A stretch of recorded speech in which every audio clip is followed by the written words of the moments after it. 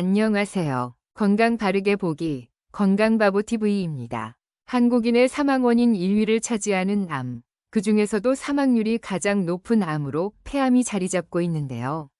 폐암의 가장 큰 원인이 흡연이라는 것을 이미 많은 사람들이 알고 있지만 흡연을 하지도 않고 가족력도 없는데 폐암에 걸리는 이유는 도대체 무엇 때문일까요?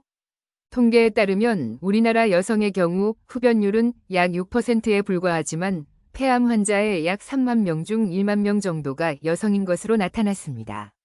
폐암 환자의 수는 매년 꾸준히 늘면서 10년 동안 무려 40%가량 증가했는데 이 중 남성은 약 35% 증가에 그쳤지만 여성은 약 52%라는 수치로 크게 상승했습니다.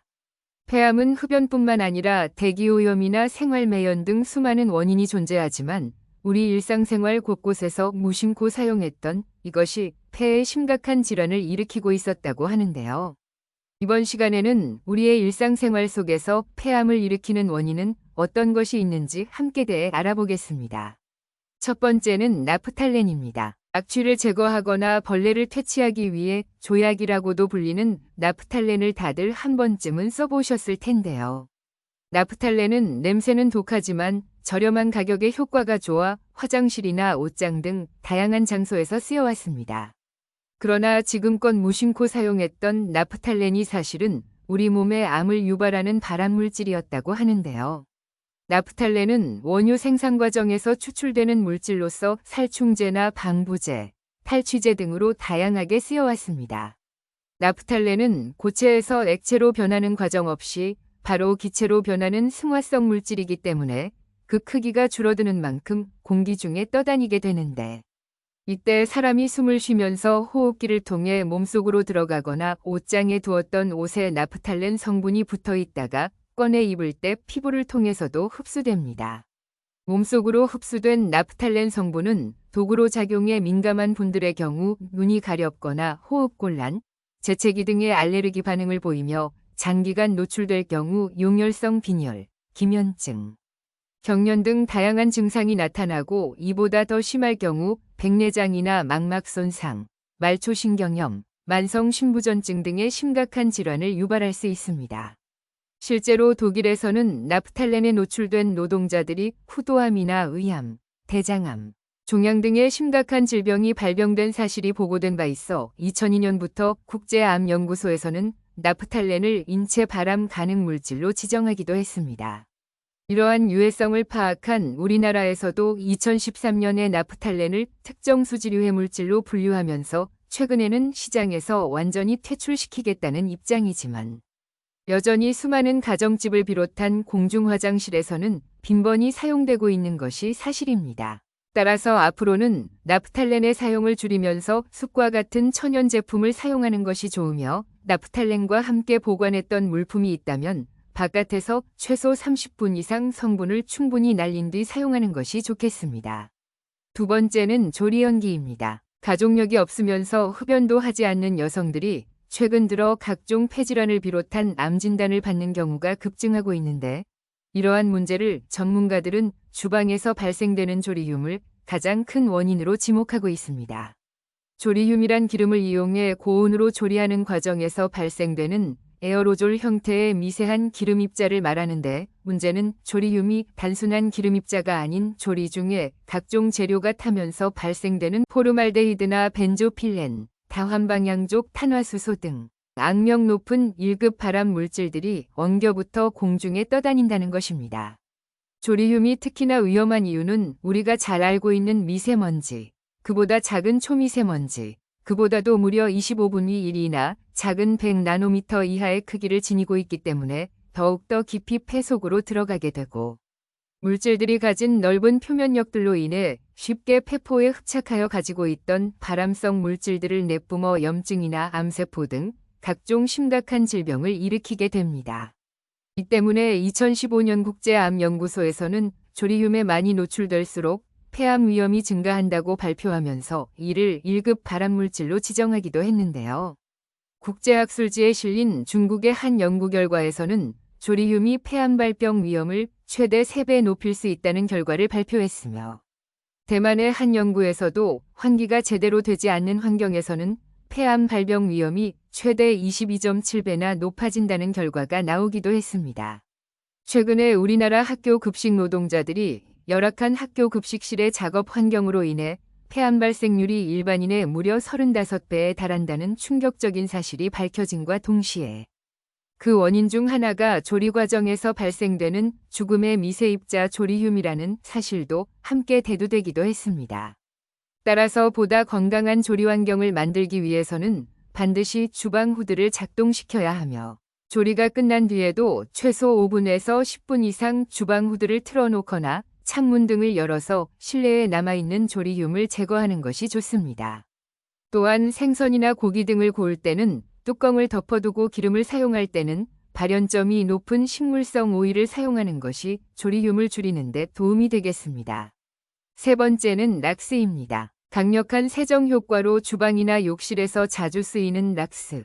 우리에게 락스로 잘 알려져 있는 차염소산나트륨이라는 물질은 악취 제거나 세균 박멸 등 욕실이나 주방에서 다방면으로 쓰이고 있는 만능 세제로 잘 알려져 있는데요. 그러나 이렇게 성능이 강력한 세제인 만큼 독성이나 냄새가 강해 그에 따르는 부작용 또한 상당합니다. 락스의 주 성분인 차염소산나트륨은 식수를 포함한 유기물과 만나게 되면 트리알로메탄이라는 성분을 만들어내는데 이는 국제암연구소에서 발암 가능성이 있는 물질 예비군으로 분류하고 있는 물질입니다. 트리알로메탄은 일단 체내에 들어오면 쉽게 분해되지 않고 지방세포에 축적되며 DNA 변형 및 면역성 저하를 일으키는 물질로 알려져 있습니다. 이 때문에 차염소산나트륨을 다루는 청소부나 수영장 등에서 오래 근무하는 사람들이 만성적으로 노출될 경우 방광이나 췌장 등의 암 발생률을 높이게 되며 동시에 락스에서 발생되는 염소가스를 고농도로 흡입할 경우 기침이나 흉통, 천식 등의 폐질환이나 호흡기 질환, 심하면 후각상실을 넘어 폐암 발병률까지 크게 높이게 됩니다. 따라서 락스를 보다 안전하게 사용하기 위해서는 무엇보다 환기가 가장 중요한데요. 락스에서 발생되는 염소가스는 공기보다 무거운 성질을 가지고 있기 때문에 욕실처럼 밀폐된 공간에서 청소를 할 때는 천장에 달린 환풍기에만 의존하기보다는 반드시 창문이나 문을 모두 활짝 열어 충분히 환기가 될 수 있도록 해야 하고 가능하면 마스크 등을 착용하여 최대한 가스 흡입을 차단해야 합니다. 또한 뜨거운 물과 락스가 만나면 더욱 많은 염소가스가 발생될 수 있으며 청소 효과를 높이기 위해 샴푸나 중성세제, 산소계 표백제 등 여러 종류의 화학물질들과 섞어 사용하면 세정 효과가 떨어질 뿐만 아니라 유해가스가 더욱 많이 발생되어 심각한 호흡기 질환을 유발할 수 있기 때문에 이러한 행위는 절대 하지 말아야 합니다. 전문가들은 락스 사용 시 화학물질에 대한 전문적인 지식과 안전 설비가 없다면 다른 물질과 임의로 혼합하는 것은 절대 금물이며 사용 전 반드시 제품의 사용 설명서와 주의사항들을 꼼꼼하게 살펴봐야 한다고 조언하고 있습니다. 네 번째는 탈취제, 방향제, 향초입니다. 화장실이나 엘리베이터처럼 밀폐되고 냄새나는 곳에서 또는 집안의 분위기를 바꾸기 위해 향초나 방향제를 많이 사용하곤 하는데요. 이처럼 향기를 일으키는 제품 대부분에는 리모넨과 프탈레이트라는 화학 성분이 함유되어 있습니다. 리모넨이라는 성분은 방향제뿐만 아니라 표백제나 주방용 세제 등에서 레몬향을 내는 성분인데 리모넨 그 자체로는 해가 없다고 알려져 있지만 공기 중에 분출되어 오존에 노출되면 포르말데히드라는 발암물질로 변하게 됩니다. 포르말데히드는 국제암연구소가 지정한 1급 발암물질로서 체내 염증이나 간독성 등을 일으키며 폐암이나 인후암, 유방암 등 각종 암을 유발하기도 합니다.